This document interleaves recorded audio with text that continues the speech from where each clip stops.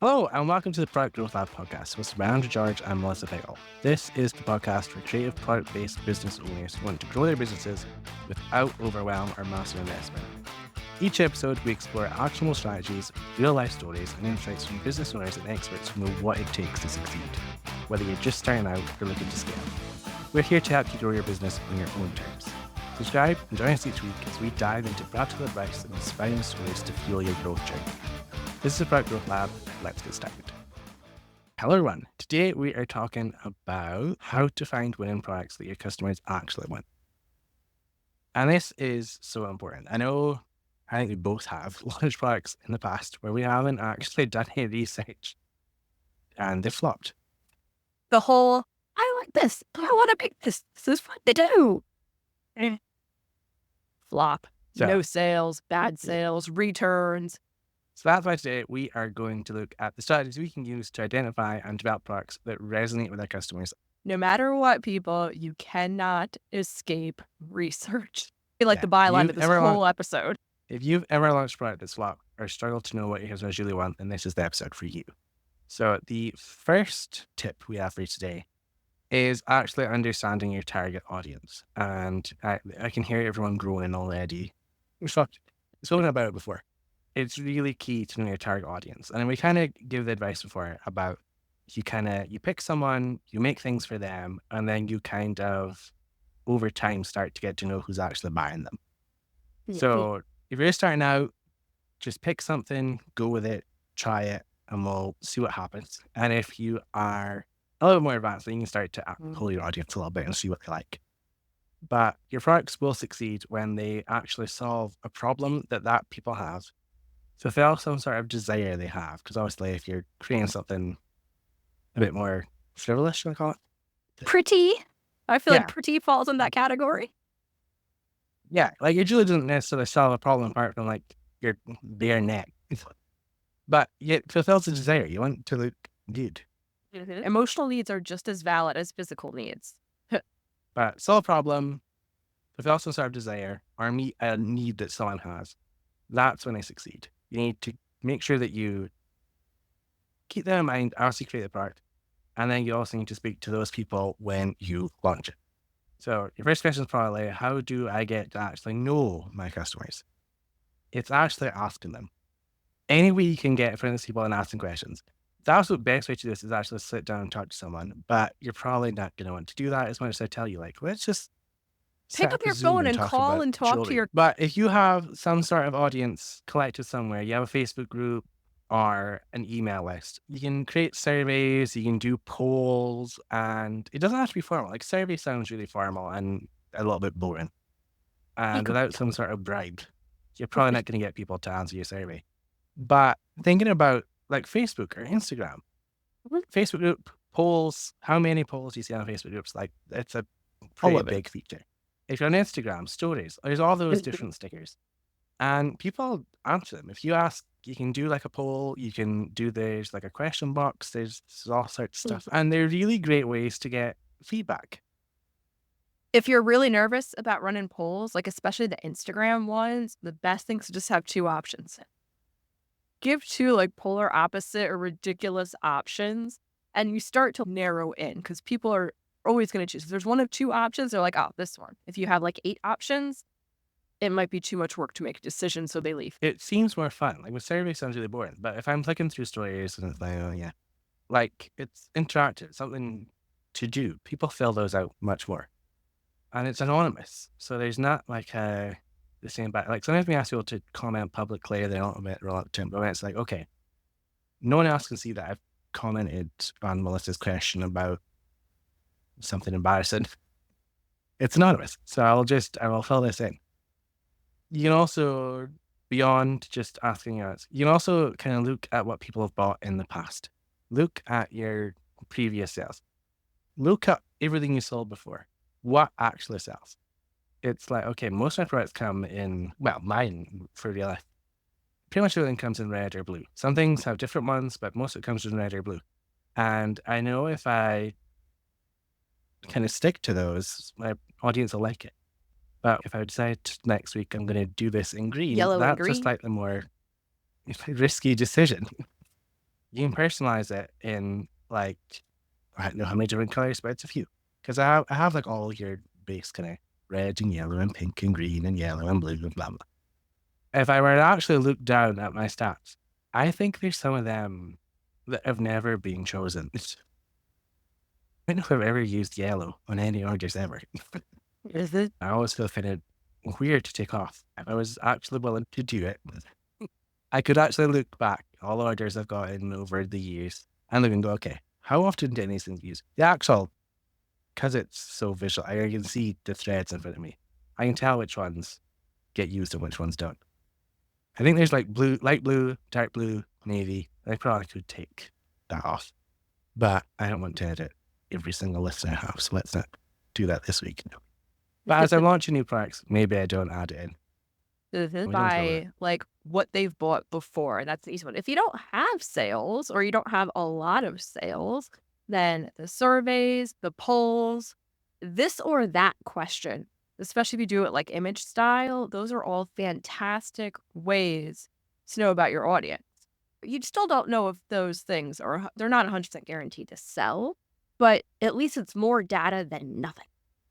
So And again, look at make it really easy for someone to give you that data. Rescue by Instagram. There is an account that I see that does like this or that all the time, but they don't give you any way to actually tell them. Within an Instagram story, and I'm like, I would vote, but you haven't given me an option. Oh, you mean it's the one where I have to pause it and actually type out an answer?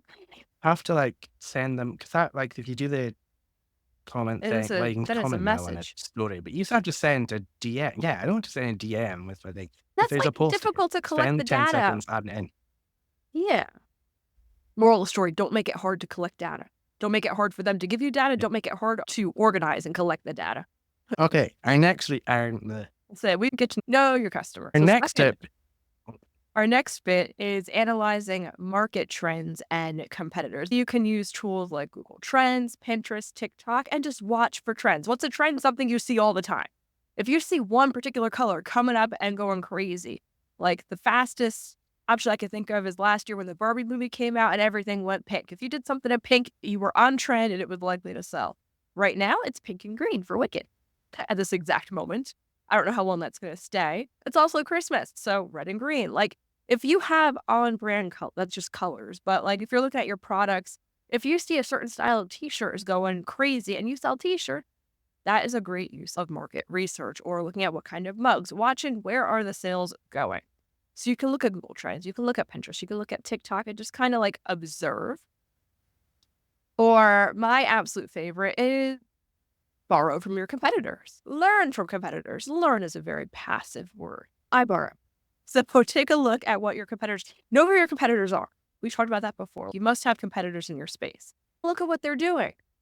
Look at what stuff is always selling out versus what stuff is ending up in clearance. If they have stuff ending up in clearance, don't use that as inspiration for your products. Use the stuff that's selling out as inspiration. Look for commonalities. Look for gaps. If you see that your competitors are missing a big market, maybe they're missing one of those trends that you saw or interpretation on that, then that gives you a way to improve upon their products. And that is like very healthy competition right there.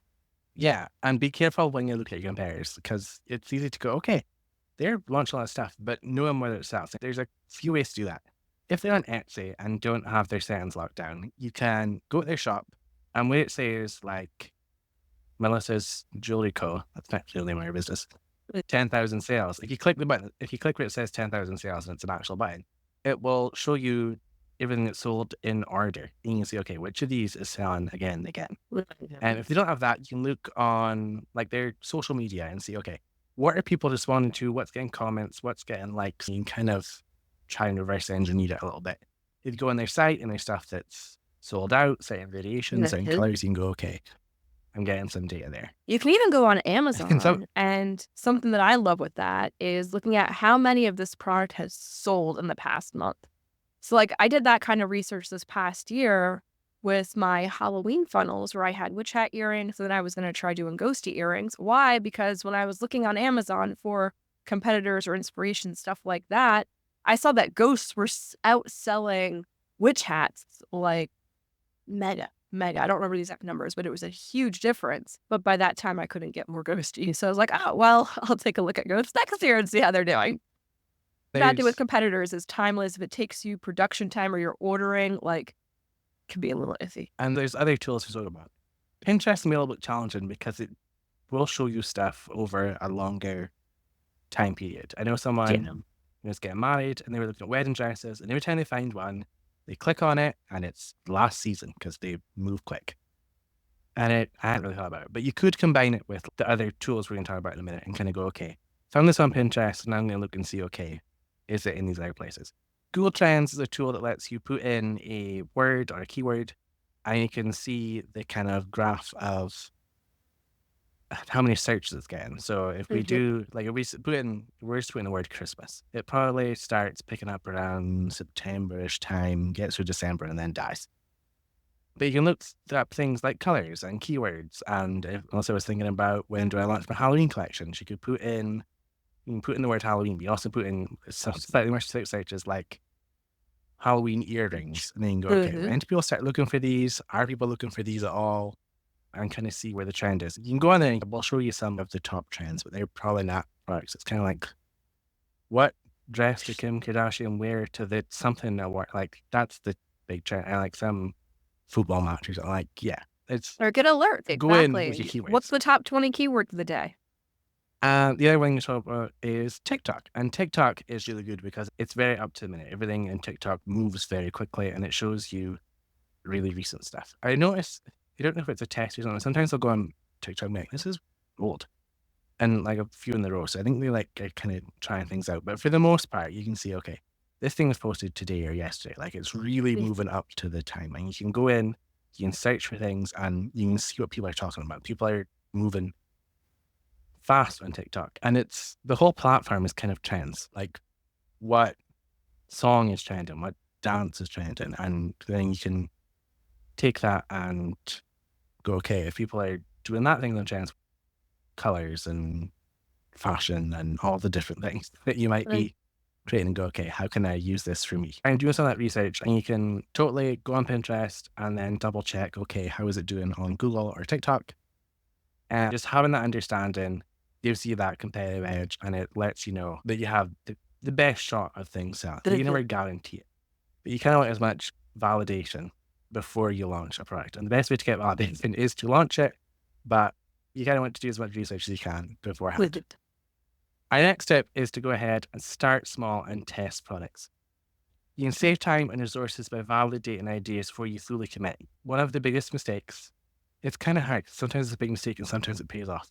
But the origin 100 of a product before you know it's going to sell can either, like, you have a bunch of stock and it all sells out. That's probably the least likely outcome. Or you buy 100 and you can't get this thing to move and you're stuck with these things forever. So being Then you able to end up start in a small and marketplace validate trying to get things. rid of your bulk inventory. And as soon Yeah, as it and sells a there's month ways to later, do, that product comes into trend and you go, dude, and there's a bunch of ways to do this, and it's like you certainly set up for that. Sometimes like set like having a limited run, doing things like pre-orders to help you gauge oh, demand, good. having really good suppliers. I know for the most part if they have plenty of stock. My supplier, I can order up until like I think it's like 8 o'clock, maybe 10 o'clock at night or something, and it will be here tomorrow. So even if I've done this before and it's slightly terrifying, but sometimes I'll be like, oh, I know this is going to sell if I leave it in stock. I will let it sell and I have them on the way and they'll be here tomorrow. But if you're ordering and you have somewhere with much longer lead times, it's slightly more difficult. But having really good suppliers makes this much easier. And Melissa kind of does this in a unusual way that you're talking about. That feels like the very definition of my business. So I do micro tests for the past few years, pretty much every week, or at least 20, 30 times a year, where I put out a limited run collection where I have very tiny quantities. This is a collection I'll go live on Facebook, think like QVC style. I'll go live on Facebook to my audience and I'll have like 8 to 10 products that I've literally made one of. I have made one of this product. I have a prototype done. That is it. I know what supplies I have. I know how many I can make, but I've only done one.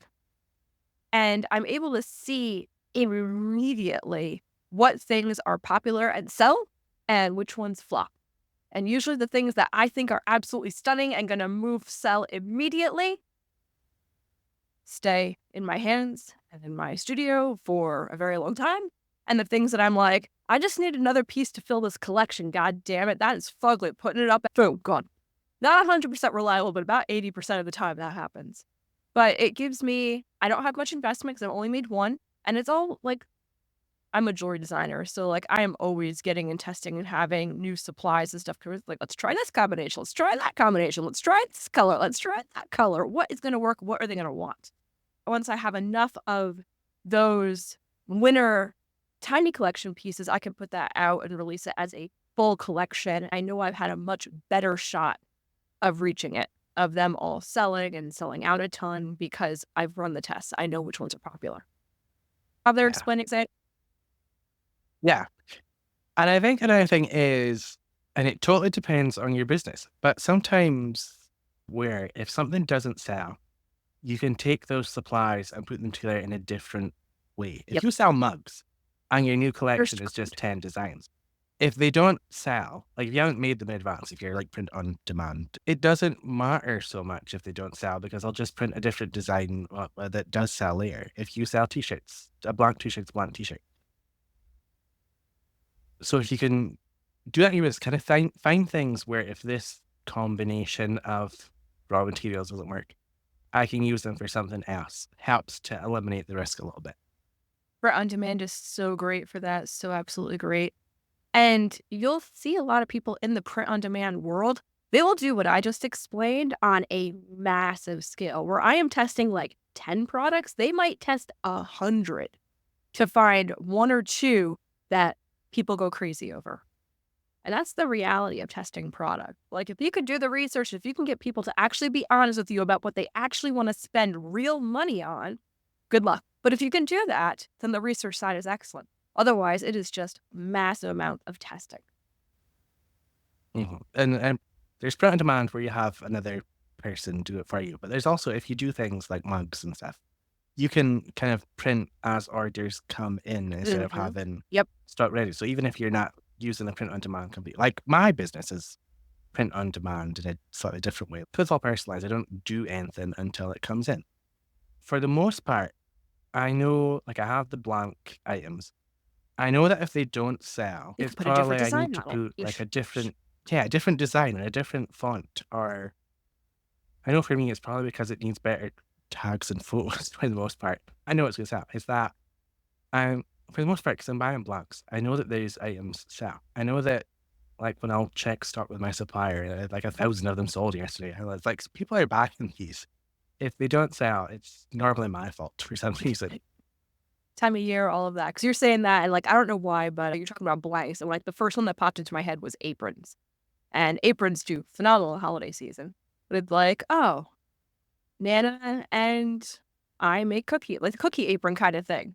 Great in the holidays. In the summer, you change out your design. You don't do cookies. You do like gardening. Same product, different designs on it. Yeah. And even thinking about the print on demand, you could say, okay, I want to start stocking aprons. I'm going to put up a print on demand with a print on demand supplier. And if I sell 10 of them, then I will switch from the print on demand to me doing them in house where I have more product margin. Change Absolutely. things out over time, Bit of a especially if budget. it's, Do the ads to do the testing like that because you're not going to make any money having someone else fulfill your print on demand. Or you have to sell a lot to make any money. But using that as a test, and then you have like zero investment cost. especially if you're thinking about new techniques or new equipment. If you're like, okay, I think we could do mugs, but there's 8 billion people selling mugs on Etsy. I'm going to do print on demand and see if my mugs sell before I go and buy the sublimation printer and the mug press. You can use that to test like a new technique, or you could just use it to test a new design. So our next tip is leveraging customer feedback and data. So we kind of spoke about collecting this before, but actually making sure that you use this data to inform your decision. Because there is a lot of data that even if you aren't intentionally doing things like polls, that you are Mhm. dating. If you're asking people for reviews, there is a gold mine of data in there. Depending on what reviews tool you use, some of them will do this for you, but the easiest way that anyone can do is you can stick these all in ChatGPT and say, okay, pull out the nuggets for me. Like, I'm creating a new collection. I want to know what people think about blah, blah. Tell me. Because eventually over time, you'll end up with hundreds of reviews and it's hard. You'll want to read everyone, honestly. But it's Tell hard to chat, do give that. me Look through all these reviews and find the common themes. Look through all these reviews and tell me what people that I'm not doing that people want. Tell me what I'm doing that people really like. You can upload a CSV, like whatever form you can get your reviews in, take it and put it in there and it will tell you. It doesn't have to be ChatGPT, whatever AI thing you like, but that's a real easy way. So reviews are a big one. Looking at your inbox. Sometimes people will tell you stuff, even if you don't want them to. And that can be good and bad. Comments on social media. Over time, try and gather these somewhere so that they're easy to find. But there is like a million different places that people are giving you feedback, wanted or unwanted. And it can be easy to ignore because you don't really think about it or it's not super relevant at the time. But when you come back, it's like, okay, I'm ready for this. What have people been telling me? Like sometimes you might think you don't have feedback when you actually sit and look at it. You're like, okay, actually, people have been telling me that they want, I'm going back to the previous week's example, I would totally go for glow in the dark shoes. for years. And actually, people have been telling me about colors they like. They've been telling me they like Velcro instead of laces. People have been telling me that they want them to have built-in fans so your feet get sweaty. People have been telling me they want some of this advice is nonsense and don't do anything with it. Don't try and build fans into shoes. Being look through and go, okay, people are telling me this. You actually use that. But you can use that if you have a vintage shoe or a shoe that's got good airflow and designed mesh and all of that. Be like, it's like there's an air conditioner on your toes. That actually Yeah. sounds awful. Sometimes That sounds it's like freezing cold feet. all these people are telling me. Honest, it's what's that quote about when like when inventing the car? People didn't want a car; they wanted a faster horse. Oh, if Ford asked you what they wanted, they would have said a faster horse. Yeah. So it's like people are telling me I want a faster horse, but you're like, okay, actually, what? It's like that's why we're entrepreneurs. We're the innovators. So taking that thing that people are saying like, okay, I can't actually put fans in shoes, but what I can do is this. Here's cool gel tech in your sole and vented and this fabric that is when it gets wet and it's summertime and if your feet are feel like swamp when this fabric gets wet, it's actually going to be cool. Yeah, I like totally depends on your climate. If I'm somewhere hot, as much fan as possible. If I'm if I am where I actually am, it's wet, no hole. I want the shoes to be sealed. Existed or that I would want. And I don't own yet, but we get more farm stuff at my house and it might happen. They have coats. Carhartt makes coats that have a button you press. The coat is heated. I can. My supplier has the coats. You can buy them, and they also sell the battery packs. If I said I wanted more data in a coat, no, what I actually want is a battery pack heater in the coat, dang it.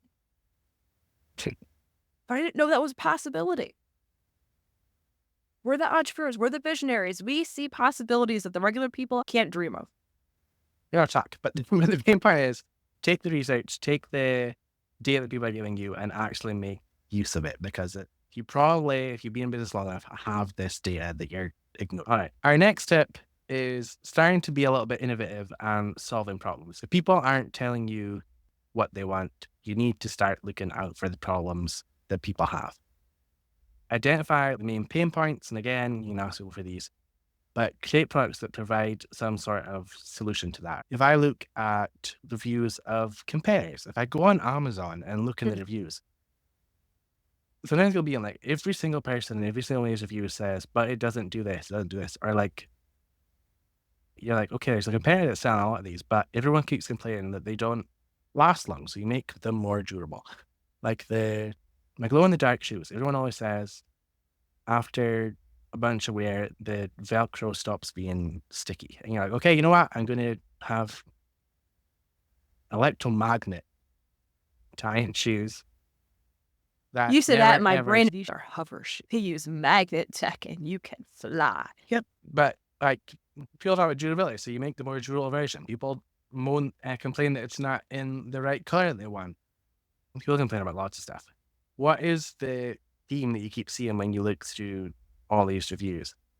Is trying to give you examples, but people are like, if they're giving the feedback to you, they're giving the feedback to someone else. They're looking there, looking at what trends you can see. Sometimes just going out and walking around shops, doing some window shopping, and going, Yes. okay, I can see that in it. Like, I haven't noticed this before, but once I go in a shop, I can see every single one of them has stuff in purple. Right now, Highland cows, or Healing coos, as I want to call them, but I have to speak properly on a podcast. But like every shop suddenly seems to have them. They've become a trend. And it's like, okay, I would be buying I one like from them too. every shop. So, I feel like I'm in Scotland and I could have the real cow if I wanted to.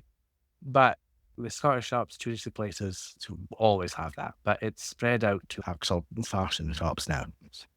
And using a bit of your own creativity to come up with something that's a little bit more unique. I can see where things are going. I don't have access to this thing, and I'm going to innovate a little bit without going too off the rails. Like, so we'll keep on Highland Cruise and innovation. There is an artist I follow who paint Highland Cruise. She does like all the research stuff that we're talking about. She paints Highland Cruise as it's all watercolor art stuff, but she has like Christmas coups, and she has Star Wars coups, and she has Marvel coups, and she has Lord of the Rings coups, and all of this. And then she'll share a whole bunch of work that she's doing behind the scenes, watching do the drawing and stuff. And then she'll release it on her website, and the first 50 prints that sell on the website are free, just pay shipping. And then it becomes a paid thing. She's testing, testing, testing. And the ones that she can now judge, like, how fast does that 50 sell out? It's like, what's popular? What's trending right now? As we talk, and I mentioned Wicked before, I expect to see Elphaba and Glinda Coos. a while ago, research from the collection, I was looking at the kind of baby trends, and like it seemed to center around a different woodland animal. It was a bear, and then it was a fox. I can try and get on the trend a little bit before it happens by just seeing what people respond to. And that kind of innovating that way. It's like I'm not suddenly going, okay, foxes are popular, so I am going to try to think of animals now. So I'm going to put spiders on everything. You might go, okay, that is crazy. That's for baby That one's not cubs. going to work too well. But yeah, like I'll say something now. Like dolphins. Be like, okay, Mhm. people like foxes and ninja dolphins. Like, there's not a big connection there. You're like, okay, it woodland animals seems to be the common theme. What other things are out there? What can I make a little bit cute and see if it sells? So today we covered our 5 steps around winning products: understanding your audience, analyzing trends, testing different ideas, leveraging feedback, and using your innovation to solve problems. So why not try these out today and share your results over in our Facebook group? And a good way to test out your products and get some sales is by running a flash sale. And if you want to run your first flash sale by this weekend, go over to theproductgrowthlab.com/flash, where you can grab our flash sale in a snap guide that gives you everything you need to get your next flash sale going. Thanks for tuning in to the Product Growth Lab podcast. We hope you found today's episode insightful and inspiring. If you enjoyed the show, leave a review. It helps us reach more creative entrepreneurs just like you. Stay connected and keep experimenting. Follow us on your favorite podcast platform, and don't forget to join our community for more resources, tips, and support. Until next time, keep growing and creating.